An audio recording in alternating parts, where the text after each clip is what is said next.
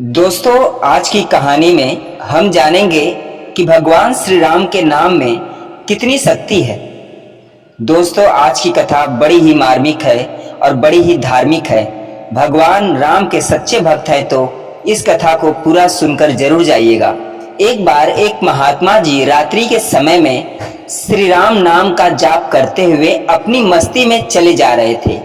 जाप करते हुए वे एक गहन जंगल से गुजर रहे थे। विरक्त होने के कारण वे महात्मा बार बार देशाटन करते रहते थे। वे किसी एक स्थान में अधिक समय नहीं रहते थे। वे ईश्वर नाम प्रेमी थे, इसलिए दिन रात उनके मुख में राम नाम जप चलता रहता था। स्वयं राम नाम का जाप करते तथा औरों को भी उसी मार्ग पर चलाने के लिए कहते। महात्मा जी गहन जंगल में मार्ग भूल गए, पर अपनी मस्ती में चले जा रहे थे कि जहां राम ले चलेंगे वहां मैं चलूंगा। दूर अंधेरे के बीच में बहुत सी दीप मालाएं प्रकाशित थी। महात्मा जी उसी दिशा की ओर चलने लगे। निकट पहुंचते ही देखा कि वट वृक्ष के पास अनेक प्रकार के वाद्य मंत्र बज रहे हैं। नाच गान और शराब की महफिल जमी है। कई स्त्री पुरुष साथ में नाचते कूदते हंसते तथा औरों को हंसा रहे हैं। उन्हें महसूस हुआ कि वे मनुष्य नहीं प्रेत आत्मा है। महात्मा जी को देखकर एक प्रेत ने उनका हाथ पकड़कर कहा, ओ मनुष्य, हमारे राजा तुम्हें बुलाते हैं। चल। वे मस्त भाव से राजा के पास गए। जो सिंहासन पर बैठा था वह राजा के इर्द गिर्द कुछ प्रेत खड़े थे। प्रेत राज ने कहा, तुम ईश्वर क्यों आए हो? हमारी मंडली आज मदमस्त हुई है। इस बात का तुमने विचार नहीं किया? तुम्हें मौत का डर नहीं है? अट्टहास करते हुए महात्मा जी बोले, मौत का डर? और मुझे?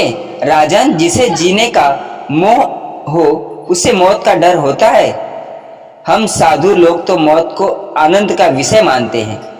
यह तो देह परिवर्तन है जो प्रारब्ध कर्म के बिना किसी से हो नहीं सकता। प्रेतराज बोले, तुम जानते हो हम कौन हैं? महात्मा जी निडर होकर उत्तर दिए, मैं अनुमान करता हूं कि आप प्रेत आत्मा हो। फिर प्रेतराज ने बोला, तुम जानते हो लोक समाज हमारे नाम से कांपता है। महात्मा जी बोले, प्रेतराज, मुझे मनुष्य में गिनने की गलती मत करना। हम जिंदा दिखते हुए भी जीने की इच्छा से रहित मृत तुल्य हैं। यदि जिंदा मानो तो भी आप हमें मार नहीं सकते। जीवन मरण कर्माधीन है। मैं एक प्रश्न पूछ सकता हूँ? महात्मा जी की निर्भयता देखकर प्रेतों के राजा को आश्चर्य हुआ कि प्रेत का नाम सुनते ही मर जाने वाले मनुष्य में एक इतनी निर्भयता से बात कर रहा है। सचमुच ऐसे मनुष्य से बात करने में कोई हर्ज नहीं। प्रेतराज बोला, पूछो क्या प्रश्न है? महात्मा जी बोले, प्रेतराज, आज यहाँ आनंदोत्सव क्यों मनाया जा रहा है? प्रेतराज बोले, मेरी इकलौती कन्या योग्य पति न मिलने के कारण अब तक कुंवारी है, लेकिन अब योग्य जमाई मिलने की संभावना है। कल उसकी शादी है, इसलिए यह उत्सव मनाया जा रहा है। महात्मा जी हंसते हुए बोले, तुम्हारा जमाई कहाँ है? मैं उसे देखना चाहता हूँ। प्रेतराज, जीने की इच्छा के मोह के त्याग करने वाले महात्मा, अभी तो यह हमारे पद को प्राप्त नहीं हुआ है। वह इस जंगल के किनारे एक गांव के श्रीमंत धनवान का पुत्र है। महादुराचारी होने के कारण वह इस समय भयानक रोग से पीड़ित है।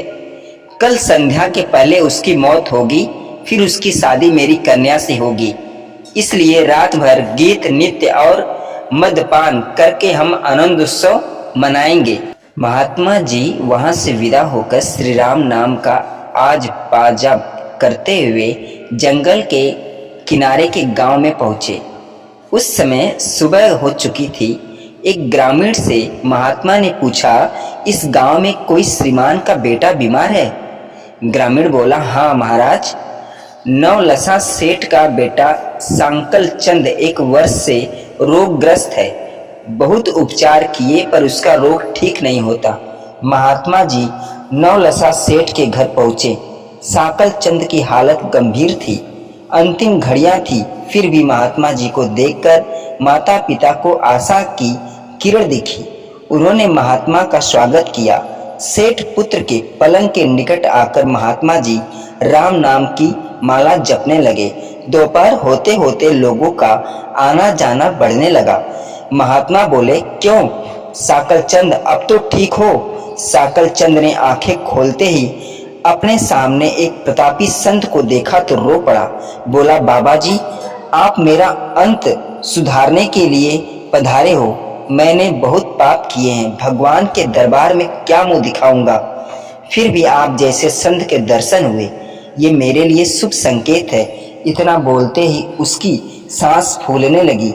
वह खांसने लगा। बेटा, निराश ना हो, भगवान राम पतित पावन है। तेरी यह अंतिम घड़ी है, अब काल से डरने का कोई कारण नहीं है। खूब शांति से चित्तवृत्त के तमाम वेग को रोक कर श्री राम नाम के जप में मन लगा लो। मन लगा दो बेटा, जाप में लग जा। शास्त्र कहते हैं, चरितम रघुनाथ से शतकोटिम प्रविस्तरम एकैकम अक्षरम पुण्या महापातक नास्तम, अर्थात 100 करोड़ शब्दों में भगवान राम के गुण गाए हुए हैं। उसका एक एक अक्षर महापापों का नाश करने में समर्थ है। दिन ढलते ही साकलचंद की बीमारी बढ़ने लगी। वैद्य हकीम बुलाए गए, हीरा भस्म आदि कीमती औषधियां दी गईं, किंतु अंतिम समय आ गया। यह जानकर महात्मा जी ने थोड़ा नीचे झुककर उसके कान में राम नाम लेने की याद दिलाई। राम बोलते ही उसके प्राण पखेरु उड़ गए। लोगों ने रोना शुरू कर दिया। शमशान यात्रा की तैयारियां होने लगी। मौका पाकर महात्मा जी वहां से चल दिए। नदी तट पर आकर स्नान करके नाम स्मरण करते हुए वहां से रवाना हुए। शाम ढल चुकी थी। फिर वे मध्यरात्रि के समय जंगल में उसी वट वृक्ष के पास पहुंचे। प्रेत समाज उपस्थित था। प्रेतराज सिंहासन पर हताश होकर बैठे थे। आज गीत नृत्य हास्य कुछ न था। चारों ओर करुण आक्रंद हो रहा था। सब प्रेत रो रहे थे।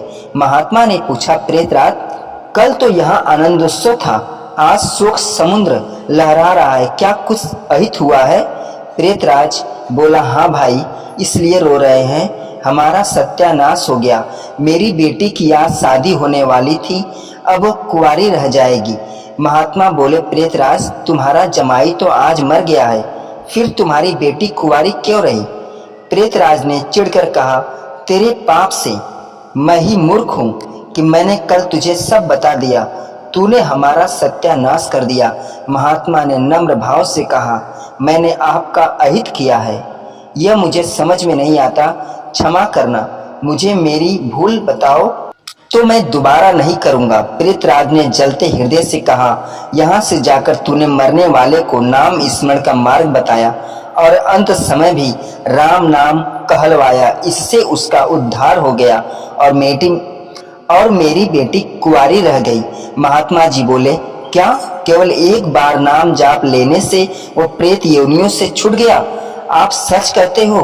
प्रेतराज बोला, हाँ भाई, जो मनुष्य राम नाम जप करता है वह राम नाम जप के प्रताप से कभी हमारी योनि को प्राप्त नहीं होता। भगवान नाम जप में इतनी शक्तियां हैं कि प्रेत के द्वारा राम नाम का यह प्रताप सुनकर महात्मा जी प्रेमाश्रु बहाते हुए भाव समाधि में लीन हो गए। उनकी आंखें खुली तब वहां प्रेत समाज नहीं था। बाल सूर्य की सुनहरी किरणें वट वृक्ष शोभायमान कर रही थी। तो दोस्तों, ये थी भगवान राम के एक बार नाम लेने के चमत्कार। तो दोस्तों, ये वीडियो कैसी लगी, ये कहानी कैसी लगी, कमेंट में ज़रूर बताइएगा। और भगवान राम के सच्चे भक्त हैं तो चैनल को लाइक शेयर सब्सक्राइब जरूर करिएगा। पूरा वीडियो देखने और सुनने के लिए धन्यवाद।